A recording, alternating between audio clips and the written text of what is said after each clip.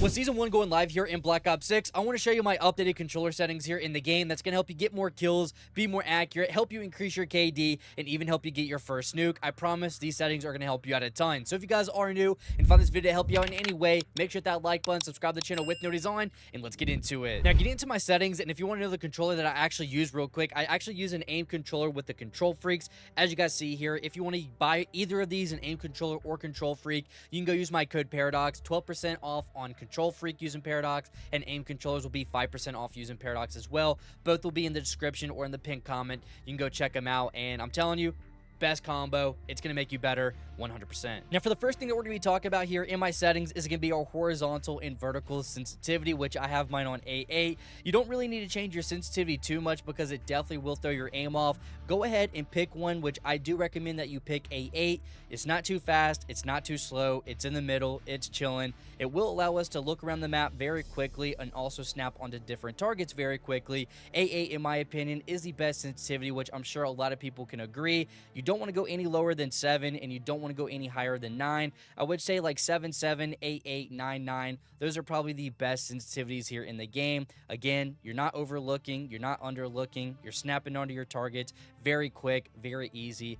and A8 is going to allow me to do that, which I'm sure it will allow you to do that as well.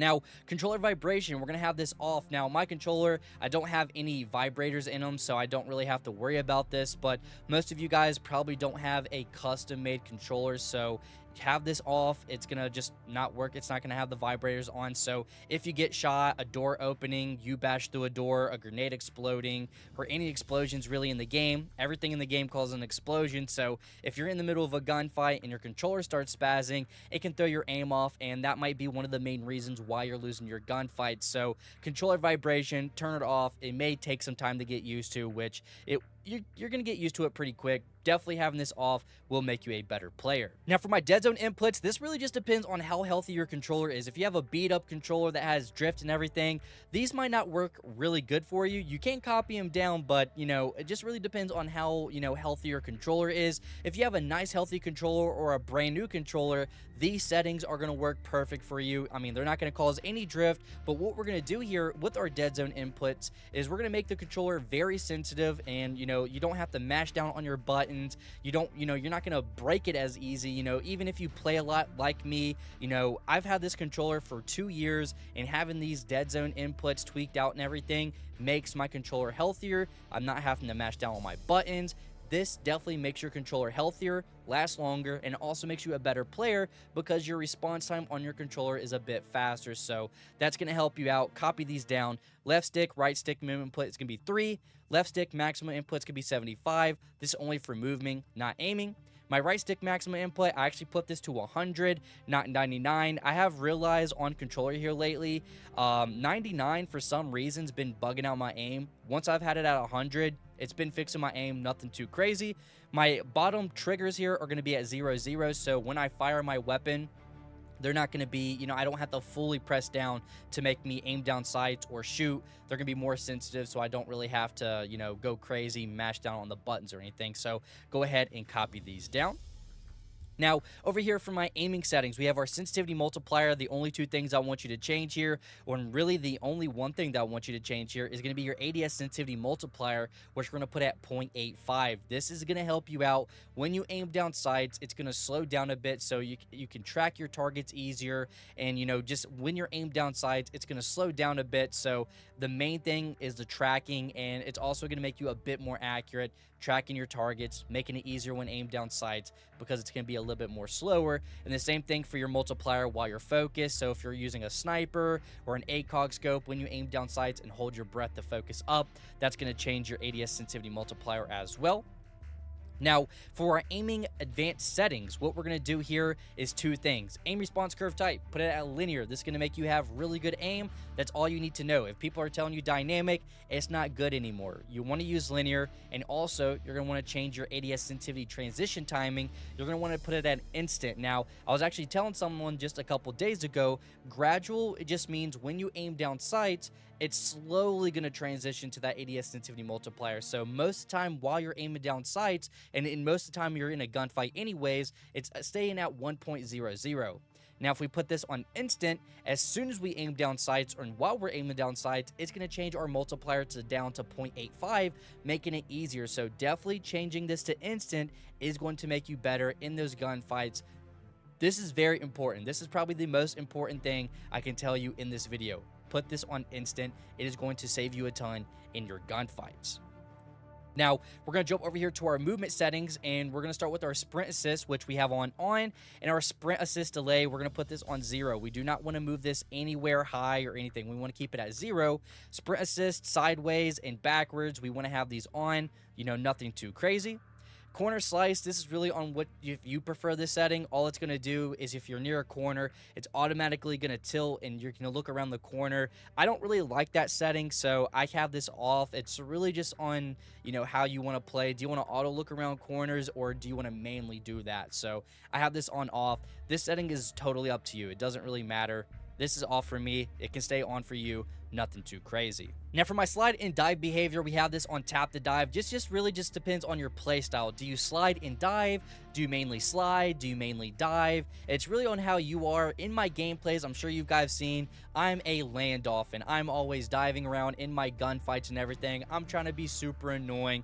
I'm in a Max Payne movie in these gameplays. You guys already know. So for me, I like to use the tap to dive. It's really on, again, how you play. Do you slide more? I would probably do hybrid if you slide and dive, but if you mainly dive like I do, I would recommend just doing tap to dive. I think this is the better option.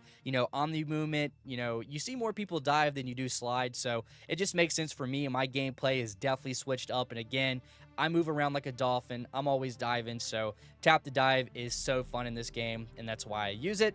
And also, we're going to press square here, and we have our slide to dive activation delay. We're actually going to put this on short, so it's going to shorten that delay when you dive. So default, it comes at medium, so you want to put this on short so the delay is not that bad. It's like more instantly than, there's not that long delay. Now, for my automatic airborne mantle, we're going to have this off. You don't want to have this on partial or on. Off is just going to allow it, so if you're a type of person like me, in my gunfights, I'm jumping around, which that's mostly everyone. Having this off is just if you're near a box, near a car, or something that you can jump over, it's not going to automatically hang on and jump on that. So having this off is going to save you a lot in your gunfights if you do jump a lot in your gunfights, which, a lot of people do.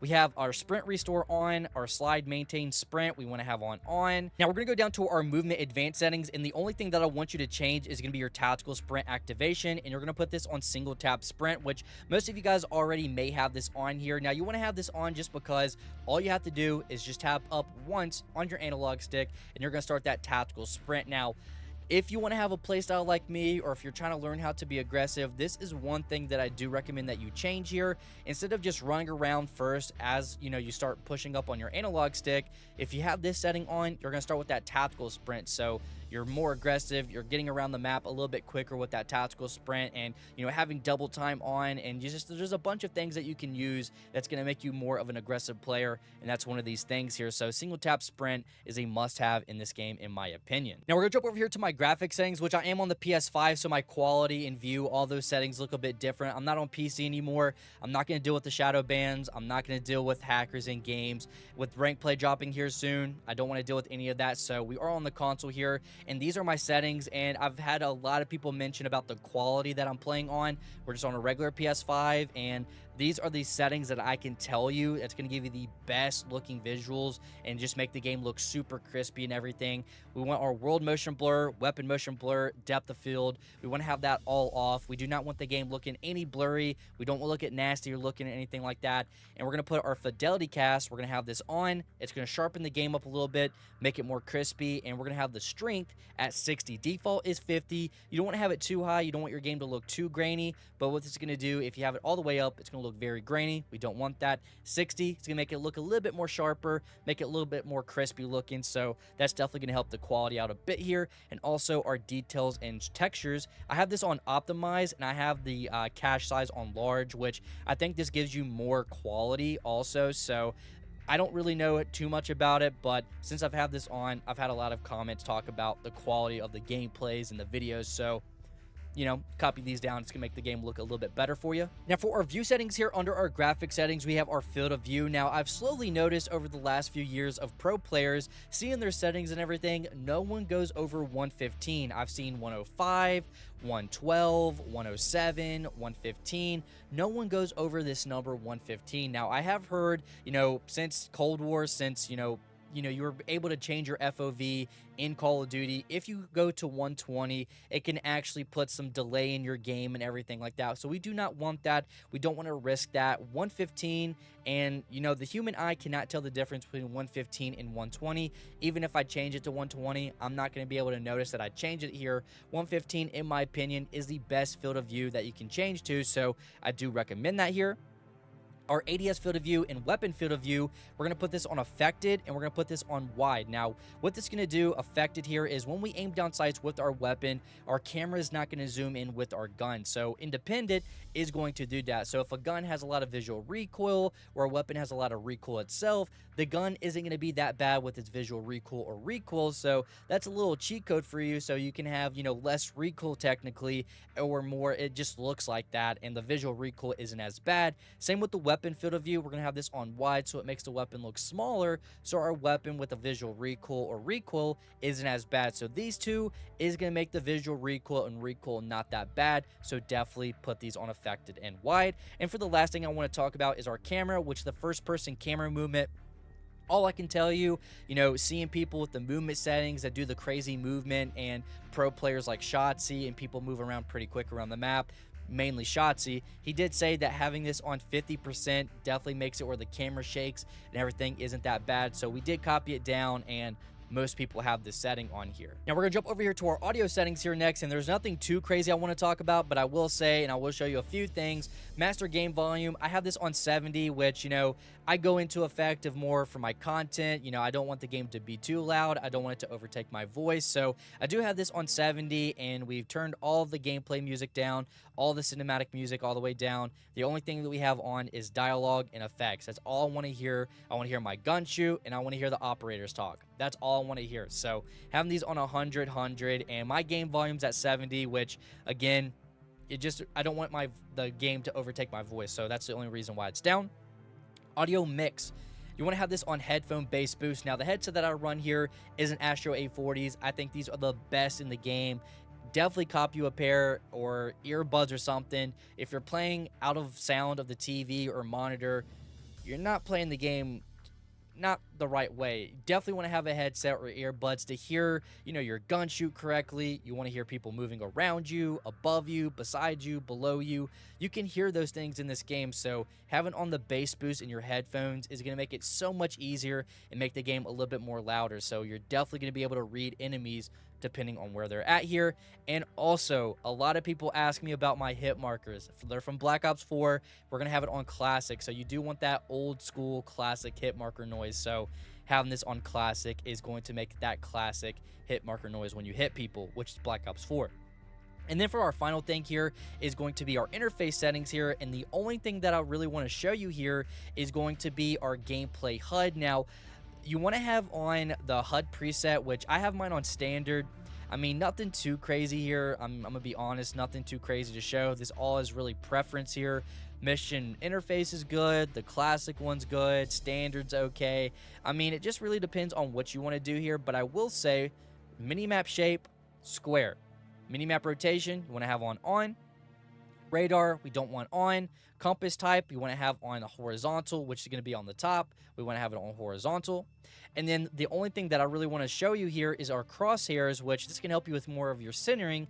You're going to have the center dot on. We want to have the scale on the largest, which the dot isn't, that big, so it's kind of difficult to see sometimes. We have our crosshair spread on, the opacity at 100, and the crosshair color. Now, a lot of people like to say using, a blue or anything like that. You can do a blue if you really wanted to, but honestly, I just keep mine at white, nothing too crazy. If you want to change your color to like a blue, which is more easy to see, I'm gonna be honest, if you really want to change that, that might be a good idea, but I'm just gonna keep mine at white, just a default color. But these are the settings that you should be changing here here in Black Ops 6. These are the best controller settings for PS5, Xbox, PC, so go ahead and copy them down. And also let me know if there is one thing that you changed here. Let me know in the comments. And also, if you get any nice gameplays, let me know what your best game was after switching your settings. But guys, thanks so much for watching. You guys stay safe, and I'll see you on the next one.